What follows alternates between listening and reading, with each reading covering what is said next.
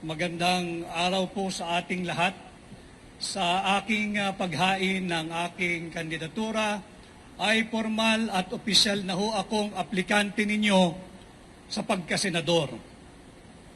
At sa gitna ng tila nakabibinging katahimikan at pagkonsinti sa kaliwat kanang korupsyon at higit pang korupsyon, kagaya po ninyo, hindi ko rin matanggap na magpatuloy ang ganitong uri ng baluktot na pamunuan.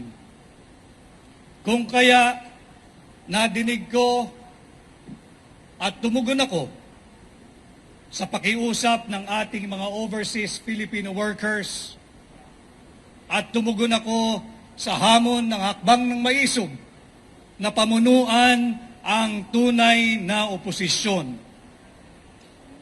Ako ay naghain bilang isang independent candidate, bilang pagkilala at pagsagisag na ang tanging partido ay ang Republika ng Pilipinas at ang aking mga kaalyado ay kayong mga Pilipino. Ipagpapatuloy ko ang mga advokasya ng hakbang ng maisog, calling for transparency, accountability, peace and security in governance. At bagamat mabigat ang landas na tatahakin, panatag po ang aking kalooban na higit na mas nakararaming Pilipino ang kasama ko dahil alam ko kayo ay pagod na sa korupsyon, sa droga at marami pang korupsyon. Kaya't halina, samahan po niyo ko tungo sa good governance and war on corruption. Let us not give up on our nation. Let us not give up on the Filipino people. Let's not give up on our fight against corruption. Thank you very much. Thank you, sir. Are there questions from the media? Yeah, go ahead. Inquiry.net, John.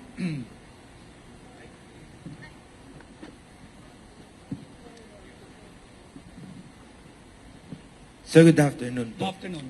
Sir, earlier I picked up you said that you represent the real opposition The real ang tunay na oposisyon. as opposed to whom po, sir?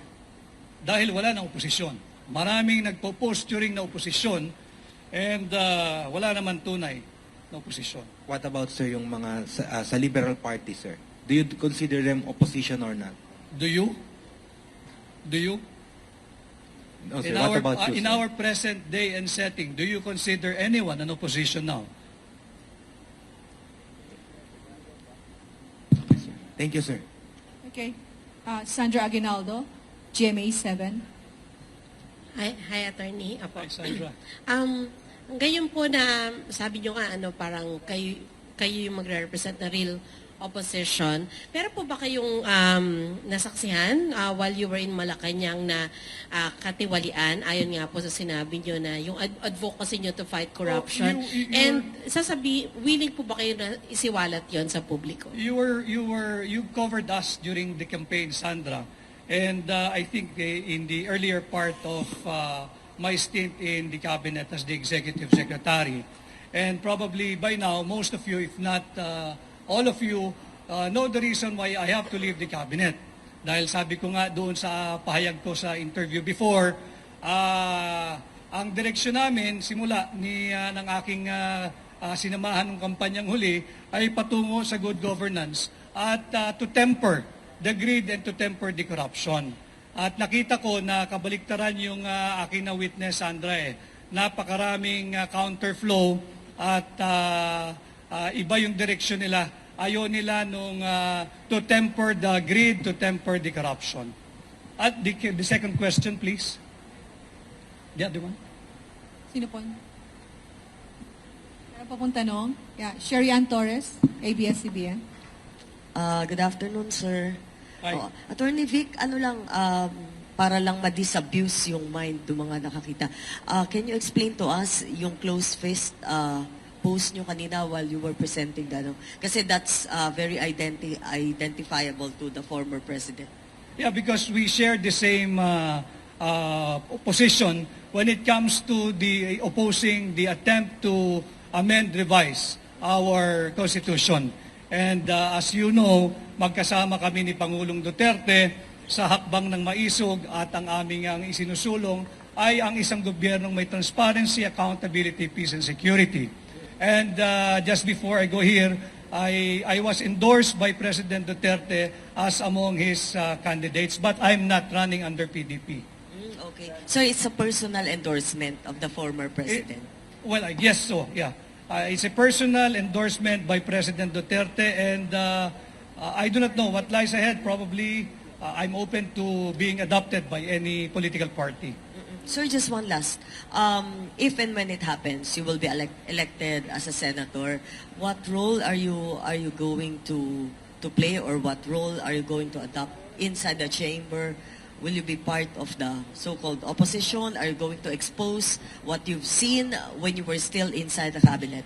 Not only what I have seen when I was inside the cabinet, but I think the more important thing that we should all oppose, whether elected or not, whether ordinary Filipino, sa tingin ko, dito magkakasundo tayong lahat, yung talamak na korupsyon at talamak na korupsyon at higit pang talamak na korupsyon. And when I will be blessed by the mandate of the Filipino people, this is the role that I'll be playing. And if I have a way, if I can make enough alliances, we'll do away with resolution number 1, authorizing liquidation by certification.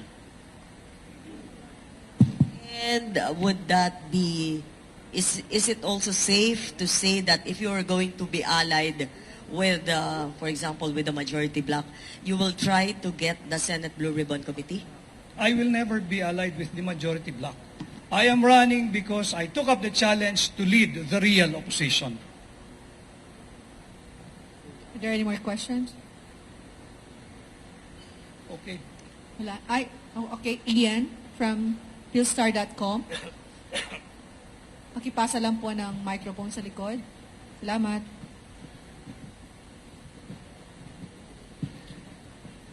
Attorney, to clarify lang, how would you define what you're saying na real opposition na magiging kayo, if ever?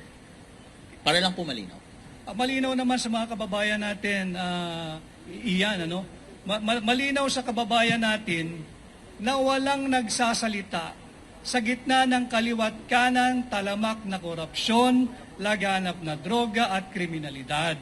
And I think all elective positions, lahat ng mga elective post at yung mga nahalal in the current Congress, whether Senate or House of Representatives, duty bound sila na pangalagaan ang interes ng Pilipino, hindi ng iisang partido, hindi ng kung sinong politiko, at higit sa lahat, hindi ang interes ng mga oligarko.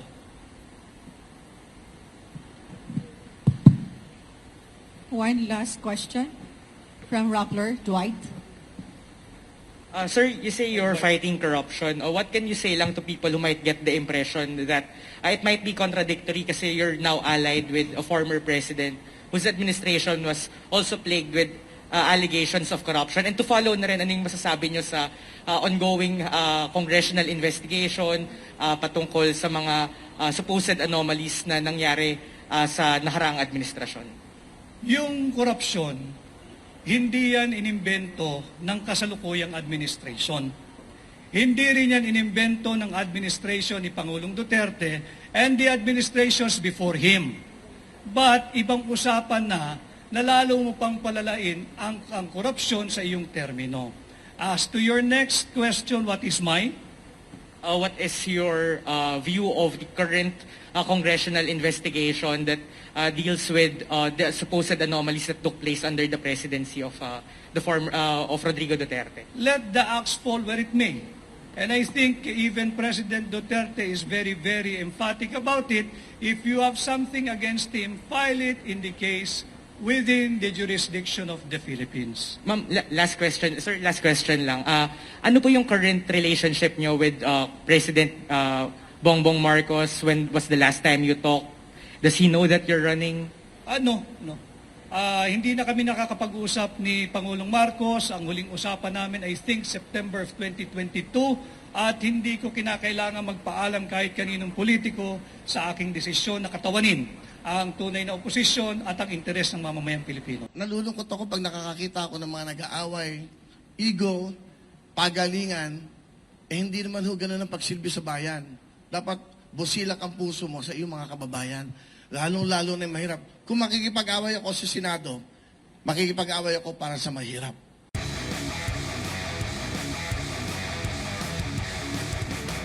Una sa lahat, ako po si Wilfredo Bendia Revillame, yan ang tunay kong pangalan.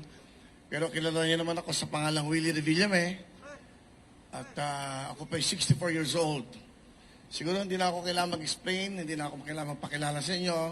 For 21 years, meron akong daily show, tanghali, hapon, gabi. So, kumbaga, naging parte na ako ng buhay ng mga Pilipino, lalo-lalo na po yung mga nanay, tatay, lolo, lola, yung household. Yun lang ho. At andito ako ngayon. In fact, meron akong live show ngayon. Nagpaalam muna ako. Ang alam ko, naka-feed kami ngayon sa TV5. Naka-feed ho kami ngayon sa show. At yung mga nanonood ngayon doon, nagpaalam muna ako. Sigurado nagsisigawan ngayon doon yon. At wala ako, walang kantahan, walang sayawan, walang hep-heporay muna, walang putukan, at walang Wheel of Fortune.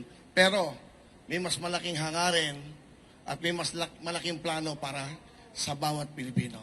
Okay? At 2 minutes, siguro mas maganda mga tanong na lang para masagot ko na kagad yung mga tanong. Okay, sige po. Unang tanong, kanino manggaling? Tagalog Okay. na lang para mas maintindihan ng Yes, ating mga Rhea kababayan. Fernandez from TV5. Pahiram po ng mikropono. Go, Rhea. Hi, sir. Good afternoon. Rhea Fernandez, TV5. Over here, sir. Willie na lang, huwag ganun, sir. Sir Willie, you mentioned you have a show sa amin, TV5 Will to Win, no? So the next question is, what happens to your show if you are vying for a Senate seat? Anong mangyayari po dun sa Will to Win? Sa pagkakaalam ko, sa rules ng COMELEC, until February 10, pwede pa ako mag-live show. So I still have 5 months na makakapag-live ng 5 to 6:30 sa TV5, sa Facebook na meron kaming followers na 17,300,000 at 8 million sa YouTube. So pwede pa ho ako magtrabaho, pero pagdating ng February 11, mag-stop na, and that will start the campaign. So you know, and then, pag nanalo, pagpalarin, at pag pinagalob ng Diyos na ako ay makapaglingkod ng tapat at walang halong pag-iisip ng masama sa aking mga kasama, ako pa'y babalik, like the Senator Tito Soto, na may Itbulaga pa din. Yun lang. Okay, go ahead. Sir, one additional question po. Ano pong nag-udyok sa inyo para finally tumakbo na po sa pagkasenador? Because going back to your previous statements, hindi nyo po nakikitang tatakbo kayo sa sabak sa politika eh. Yung mga nakikita ko, away. Awayan ang awayan. Mga edukado, ang tingin nila sa mga artista masyadong mababa. Kami may magagandang puso para sa ating mga kabayan. Ano ba ang purpose ng isang senador? Hindi ako abogado, hindi ako nakatapos, pero ang purpose dapat ng bawat senador, bawat nagpa-public servant, bawat namumuno sa anumang local government, mabuting puso ang meron ka. Ang dapat mong inisip lagi mga kababayan mo. Marami ng batas na ginawa, marami ng mga presidenteng dumaan, marami ng senador na dumaan, pero yung buhay natin mga kababayang mahirap, nababago ba? I think, yun ang pinaka-importante. Poverty, yun ang pinakamalaking problema natin.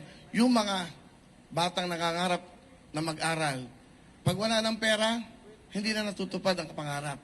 Yung mga nanay at lola natin na may mga sakit. Alam mo, for 21 years na ako'y nasa daily show, laging ang bulong sa akin ng nanay, lola, lahat. Pembili ng gamot, Willie. Yung asawa ko may sakit. Willie, pero pang-matrikula ng anak. Puro lahat ng iyan ang nadidinig ko for 21 years sa mga kababayan. For 21 years, yung mga magbubulong sa akin ng ganyan, hindi naman ho na bago ang buhay eh. Sa mga marami na nagsilbi sa ating bayan. Wala akong sinasabing iba. Ibig ko lang sabihin, dapat hindi lang batas tungkol sa batas ng mga kung saan-saan batas. Batas ng mga mahihirap ang kailangan natin. Paano magbibigyan ng magandang buhay ang ating mga kababayang mahihirap? Mga batang nangangarap na walang pambili ng libro. walang sapatos, walang pangmatrikula. Yan, yung mga lola at lola na nanay natin na walang pambiling gamot. Yan, lagi yan ang reklamo nating kababayan. Dapat sa Senado, may batas para sa ating mga kababayan.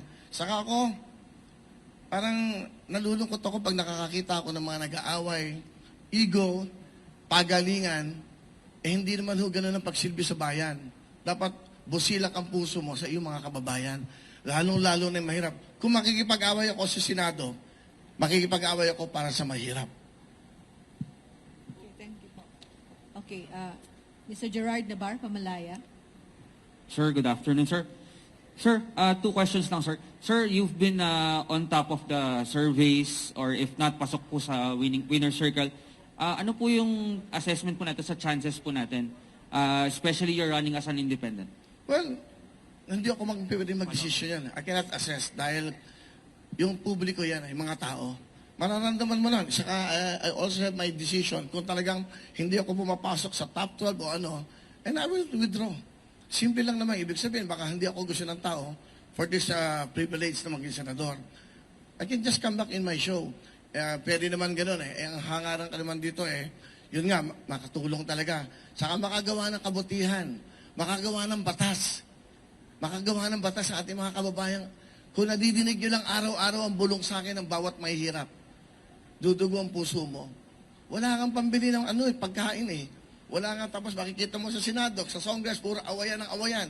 Yung bang nakikita ba na, alam mo, napansin ko, pumunta ka sa mga probinsya, hindi naman nila pinapansin yung mga yan eh. Ang iniisip na kakainin ng kanilang pamilya. Sa umaga, sa tanghali, sa gabi, kung paano mabubuhay yung pamilya. Hindi naman nila papansin lahat yan. Sa aking pagkakalam, sa research, 94.7% mahirap sa ating bansa. Sir, you mentioned you want to file bills. Ano po in particular yung mga naisip po natin on top of your mind ngayon na mga bills for the poor po? Well, unang-una, gusto ko yung kay Senator Angara. Yung sa senior, no? Kasi yung 20%, parang kulang yan eh. Kasi every year, tumataas ang mga gastusin natin sa lahat ng bagay, lalo-lalo sa gamot. Ako, ang pwede kong kung papalarin, pagkakalooban ng Diyos na manalo ko, maupo ko sa Senado, ang una kong i-adjust ko yung 30% sa mga seniors, PWDs. Mahirap, maging mahirap, napakahirap, parang kung bibili ng gamot. Paano tumatagal ng buhay na mahirap? Walang pambiling gamot. I think yan ang isang bill. And then, sa mga bata, 2 bagay lang eh. Ang kinabukasan natin bataan eh. Dapat yung mga eskwela wala ng bayad. Libre-libro. Di ba? Yun ang mga sa local government, sa nakikita ko, sa batas na ginagawa nila. Kung talaga magsiservisyo tayo sa bansa, sa bayan, unahin natin ang mamamayan, hindi ang bayan. Kasi ang nagpapatakbo ng bayan, yung ating mga mamamayan. Dapat malusog yan. Dapat maayos ang pag-iisip. Dapat healthy. Dapat magandang pinagbukasan. Dapat nakakapag-aral. Dapat marunong sa buhay. Para hindi lagi dumidepende sa gobyerno. One last quick question. 1 minute and 45. Asan yung microphone? Sherry Ann. Sir, magandang ABS-CBN. hapon. Opo, Sherry Ann Torres, ABS-CBN. Sir, ano yung mga personal na paghahanda po ninyo na ginagawa ngayon? Kasi andun nga yung malaking possibility na isa sa mga araw na to, palarin kayo na maging senador. At syempre, alam naman po natin na maliban sa busilak na puso, mapupunta talaga kayo at mapupunta sa matindihang debate, lalo na kung ipaglalaban nyo yung mga panukalang batas po ninyo. So, paano po kayo naghahanda sa mga ganito? Well, hindi ako makikipagdebate. Hindi ako makikipag-away. Makikiusap ako at hindi ako haharap sa TV na nakikipag-away sa kanila. Pakiusapan namin to, ano ba dapat natin gawin para matulungan natin itong mga to? Ano bang batas na pwedeng gawin para naman guminawa ang buhay natin mga kababayang mahirap? So I think yun ang pinaka-importante. Hindi mo kailangang ipakita sa TV na magbabangayan kami, pagalingan ng English, pagalingan ng sinasabi. No, I don't think that's the right thing to do na maging public servant. Lahat mapag-uusapan eh. Lahat pwede mong pakiusapan. My colleagues, pwede ba natin gawin to? May mga lugar tayo naghihirap. Napapansin ko sa bagyo, tuwing may bagyo, lagi may problema, tanggal ang bubong. Yung pupuntahan nila na dapat doon sila ma-accommodate, hindi din sila, binabaha din yun. Anong dapat na paraan? Isa yan sa mga nakikita ko. Kasi during the time na maraming may bagyo, pinupuntahan ko din yan. na hindi naman ako public servant. Dahil gusto ko lang makatulong sa ating mga kababayan. Time's up? Yes po. Parang ako lang pinakamabilis ah. Ay, Hindi naman. Okay? okay lang po. Okay na? Thank you, sir. Okay, but Salamat anyway, po. maraming salamat. Chairman, maraming salamat kasi tinanong ko si Chairman yung mga rules.